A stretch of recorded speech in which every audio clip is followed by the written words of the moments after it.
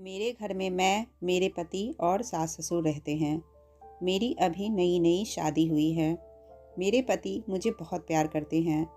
मेरे पति चलते-फिरते कभी मेरी गाल छू लेते, तो कभी कमर पर चुटकी काट लेते थे। यह भी नहीं देखते कि आस-पास कोई है या नहीं। बस मेरे प्रति अपने ढेर सारे प्यार को सबके सामने जता देते थे। मेरे मना करने पर कहते, "अरे यार, अपनी खुद की बीवी को छेड़ रहा हूँ, कोई राह चलती लड़की को नहीं।" बेशक मुझे भी उनका यूं प्यार जताना अच्छा लगता था। कभी कभी चुपके से मैं भी उनको प्यार कर लेती थी। पर एक दो बार मैंने नोटिस किया कि मेरी काम वाली हम पति पत्नी की यह अटखेलियाँ दरवाजे के पीछे खड़ी रहकर छिप छिप कर देखती थी। पहले तो मुझे लगा कि यह मेरा भरम है, पर अब तो मीना ऐसी हरकतें बार बार करने लगी थी। वैसे वह बहुत अच्छी है, स्वभाव में मिलनसार और काम भी अच्छी करती है, कभी शिकायत का मौका नहीं देती। जब वह कुंवारी थी तभी से हमारे घर में काम कर रही है। अभी कुछ महीने पहले ही उसकी शादी हुई थी। ससुराल यहीं पास ही में है, तो शादी के बाद भी उसने काम नहीं छोड़ा। वह हमारे परिवार से घुल मिल गई है। दरअसल कुंवारी लड़कियों को ऐसी हरकतें देखने की उत्सुकता रहती है, पर मीना की तो अब शादी हो गई है। उसका पति भी उसे प्यार करता होगा, शारीरिक सुख देता होगा, फिर हमें प्यार जताते देखने की इतनी ललक क्यों है उसे। मैंने अपने पति को इस बारे में बताया भी, पर उन्होंने बात को मजाक में टाल दिया। पर मैं अब सतर्क हो गई थी। जब वो काम करने आती थी तब मैं अपने पति से दूरी बनाने की कोशिश करती थी। यूं ही साल भर बीत गया, एक दिन भी ना बताए मीना काम पर नहीं आई। आज तक ऐसा कभी नहीं हुआ, क्योंकि जब छुट्टी लेनी होती है तब वह बताकर जाती है या फ़ोन कर देती है। हमने सोचा कि कोई काम हो गया होगा इसलिए नहीं आई। पर जब वह दूसरे दिन भी नहीं आई तो मैंने उसके पति को फ़ोन लगाया, पर उसने फ़ोन नहीं उठाया। मैंने अपने पति से कहा, "चलिए मीना के घर, मुझे फ़िक्र हो रही है। ज़रूर कुछ हुआ है, वरना वह बिना बताए कभी छुट्टी नहीं लेती है।" मेरे पति को ज़्यादा फ़िक्र नहीं थी, तो बोले, "अरे कोई दूसरी काम वाली रख लो, कहाँ दूसरों के झमेले में पड़ती हो। मुझे ऑफ़िस के लिए देर हो रही है, मैं चलता हूँ।" पर मेरे मन को चैन नहीं था। उनके ऑफ़िस जाते ही मैं उसके घर के लिए निकल गई। कुछ दिन पहले ही एक बार बारिश की वजह से हम मीना को उसके घर छोड़ने गए थे।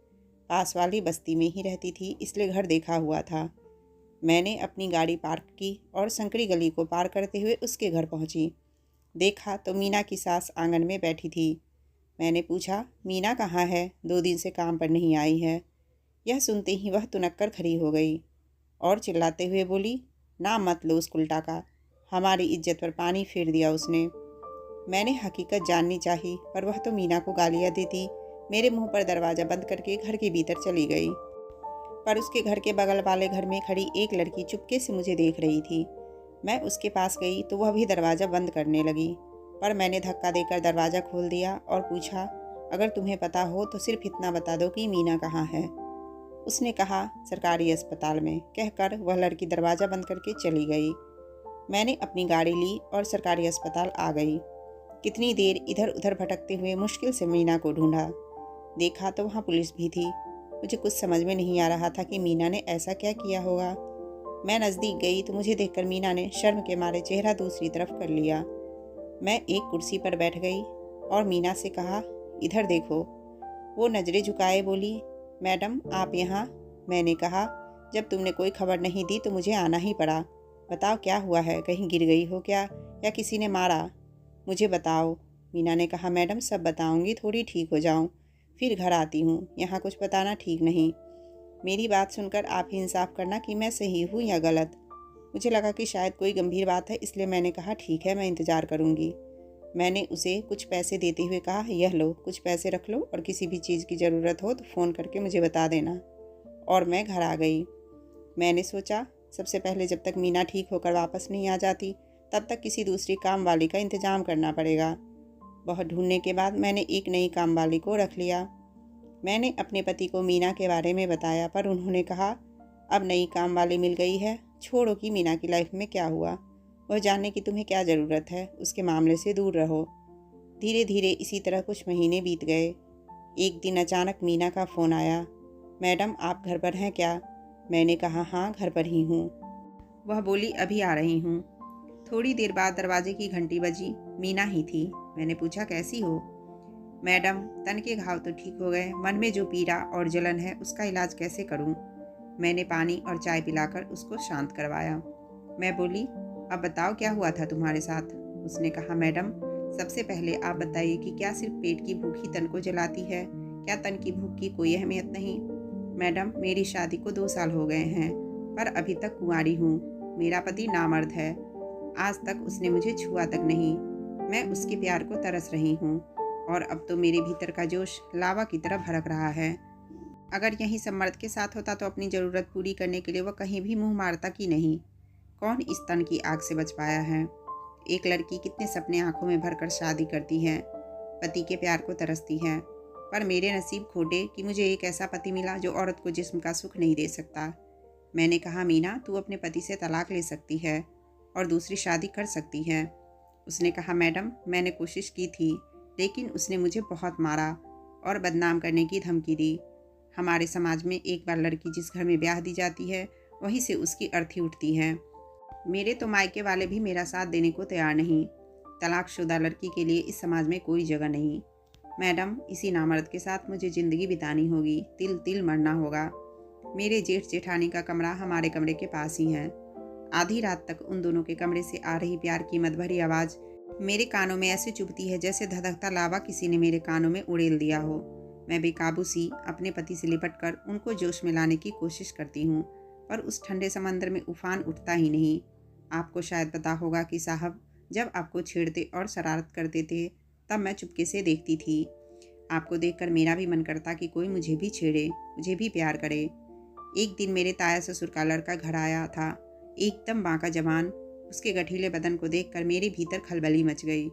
मैं पहली ही नज़र में उस पर फिदा हो गई। उसकी नज़र मेरे ऊपर पड़ते ही मैंने होठों पर जीभ रगड़कर अपनी प्यास जाहिर कर दी। उसने भी मेरी आंखों में उमड़ते प्यार के सागर को पहचान लिया। फिर तो वह बराबर हमारे घर आने लगा। हम दोनों एक दूसरे को जी जान से चाहने लगे।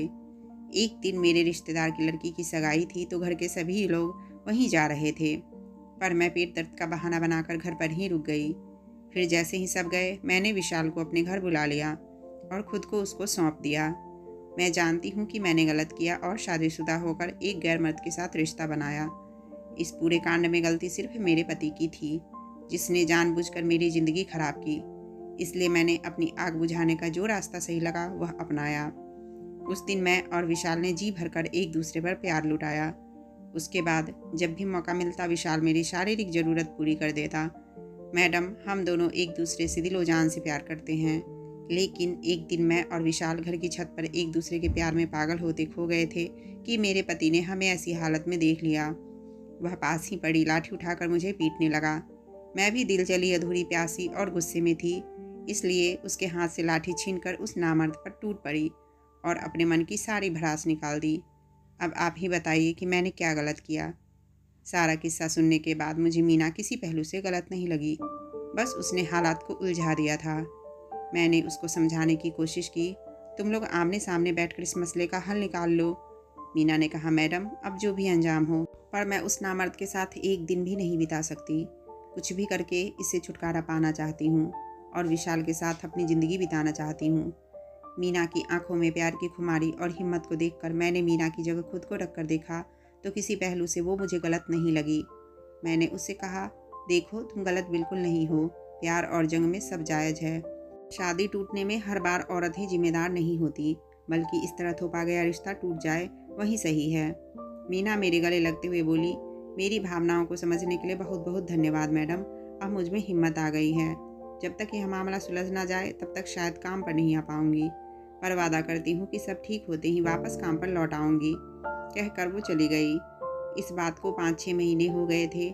मैं तो मीना को भूलने भी लगी थी कि एक दिन अखबार में पढ़ा कि एक शरीफ पति के हाथों मीना नाम की एक बदचलन औरत का कत्ल। मैंने तस्वीर को ध्यान से देखा और मन ही मन बोला कि यह तो मेरी मीना है। मैं तुरंत उस अखबार के दफ्तर गई और संपादक को सारी सच्चाई बताकर कहा, कल के अखबार में अब वही छपेगा जो अब मैं कहने जा रही हूँ। दूसरे दिन उस अखबार में खबर थी कि कल वाले मर्डर केस में एक सनसनीखेज खुलासा, एक नामर्द पति के हाथों मीना नाम की मासूम और शादी के नाम पर छली गई औरत की हत्या। यह पढ़कर मुझे संतोष मिला।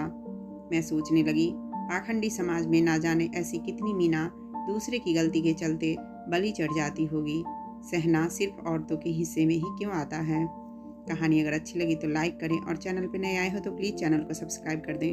वीडियो देखने के लिए आपका बहुत बहुत धन्यवाद।